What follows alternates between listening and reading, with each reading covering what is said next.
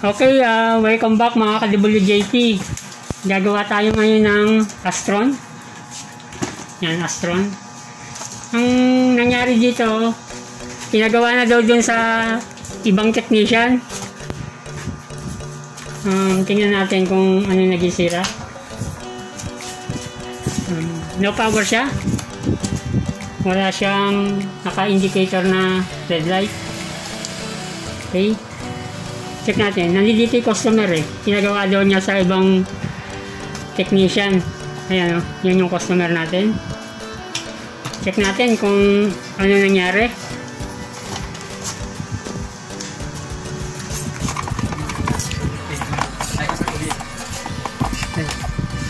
Pinagawa na daw kasi sa ibang technician to. Mayroon daw tinanggal eh. Hindi ko lang alam kung ano yung natanggal niya. Okay. Huwag na natin sabihin kung sino yung technician. Okay. Natin kung ano nangyari.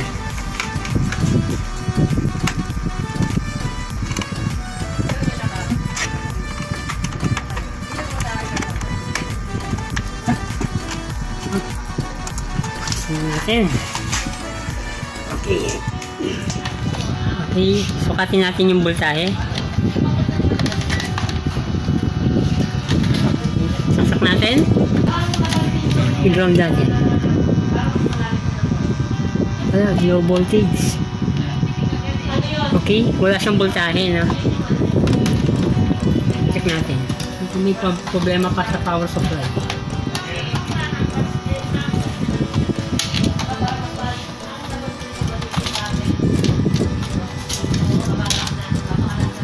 Okay. Wala siyang supply. Subukan natin tanggalin tong mismong supply papuntang motherboard. Tingnan natin kung magkakasupply. Yun, may supply. May supply na 12 volts. Ibig sabihin, sa motherboard siya may problema. Tingnan natin kung shorted. Kung may shorted siya. Buzzer. Try natin sa buzzer. Ito yung 12 volts. Ito yung ground. Yun. Shorted. Yun, shorted. Ibig sabihin, nandito ang problema natin sa motherboard. Okay siya dito sa power supply. Ikakabit ko lang to. Tapos, focus tayo sa motherboard niya. Okay. Balik ko lang.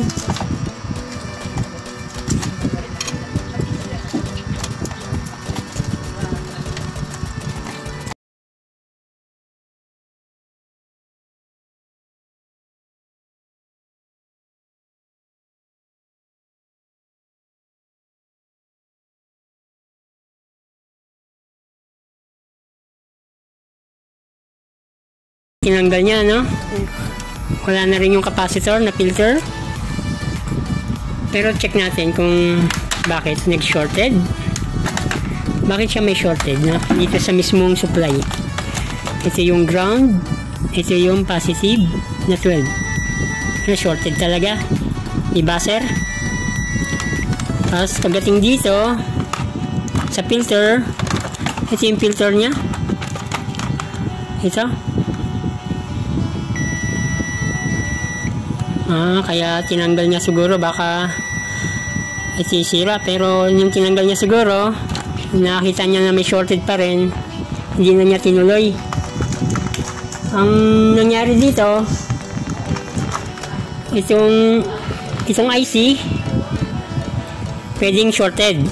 Okay, nandiyan yung kanyang problema. Ngayon, pagka ganyan, subukan natin test yung capacitor na to. Ito yung capacitor. Tingnan natin kung shorted din. Ito yun. Sa may 5 volts na supply. Okay. Pero hindi naman, di ba? Hindi siya shorted. Ngayon, try natin na lagyan ng supply. Kung magno-normal. Try natin yung adapter na 5 volts. Yan. Sukatin natin kung magkakasupply. Tapos, ipit natin dito. Natin kung magno-normal. Okay. Diba, ito yung negative. Subukan natin. I-testing kung kung normal yung voltahe niya dito. Okay. May 5 siya, diba? Almost 6 pa nga. Pero nag-drop down. Yan, nagiging 2 volts. Yan, no? Pag tinanggal ko, okay naman. Pero pagka kinabit ko, bumabagsak. Ibig sabihin, mayroon pa rin siyang shorted na hindi na-detect ni tester, no? Ngayon, yan, umiinit. Umiinit dito. Ang gagawin natin, tanggalin natin tong IC. Yan, para malaman natin kung talagang dyan siya may problema. Okay? Kalasin ko muna.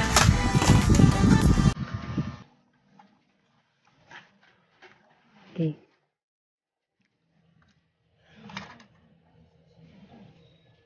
Okay. Tanggal na. Check natin kung magkakabultahin na yung ginawa natin. Okay. Nakalinis pa ng ano. Okay.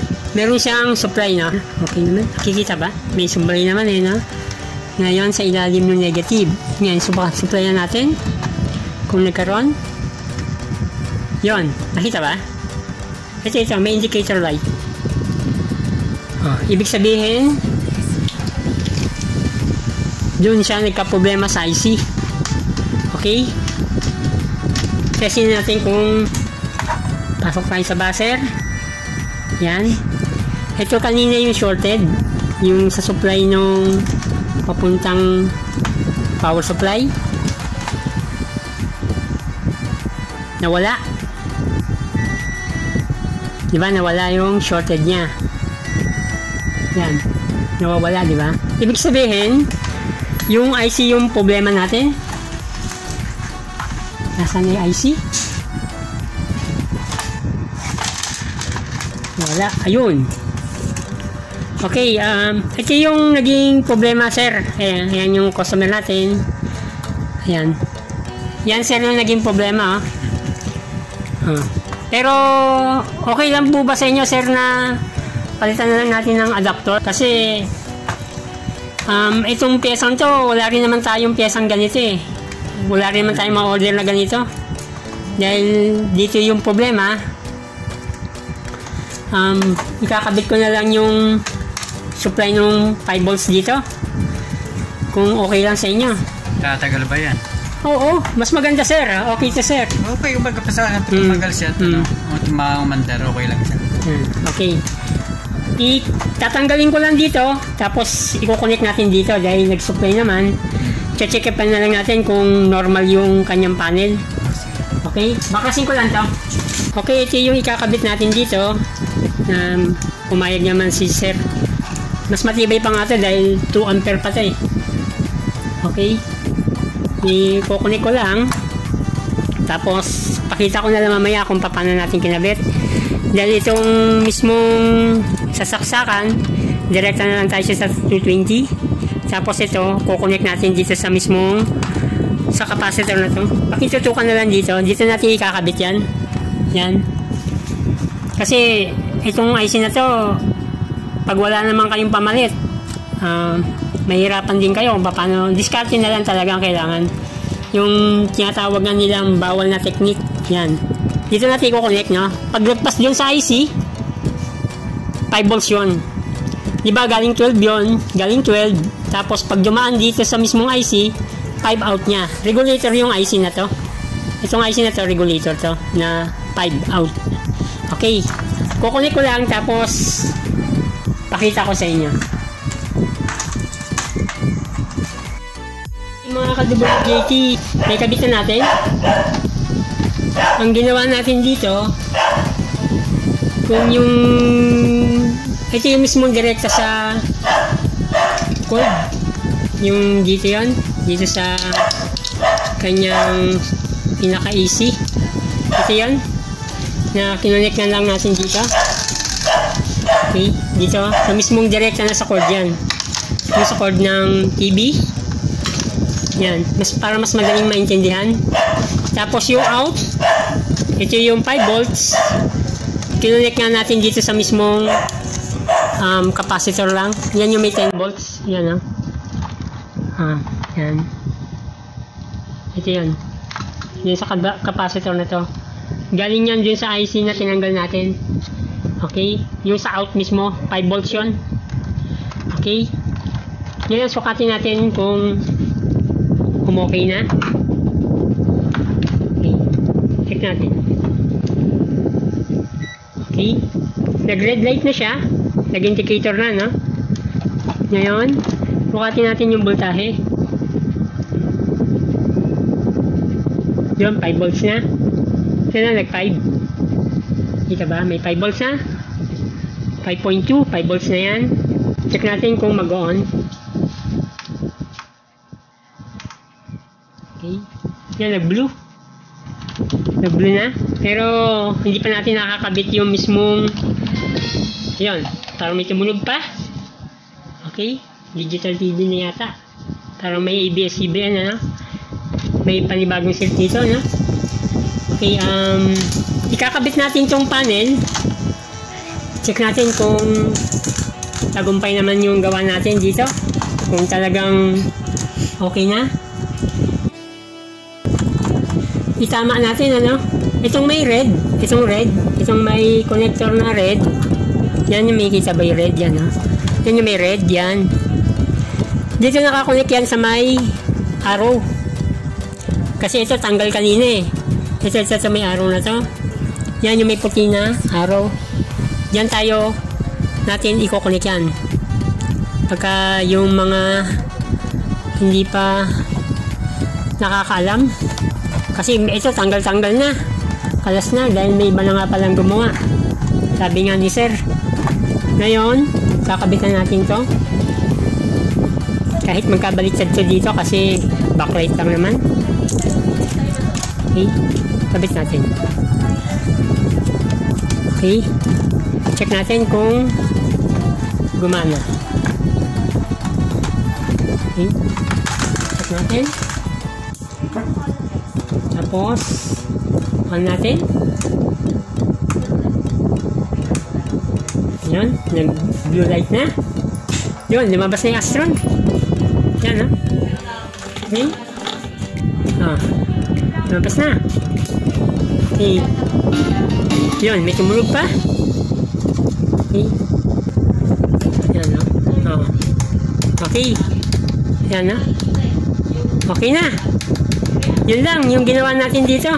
Yung pinagbabawal na technique. Yan. Ipakita natin. Medyo madilim na kasi. Yung ilaw lang gamit natin. Yung ilaw. Yan.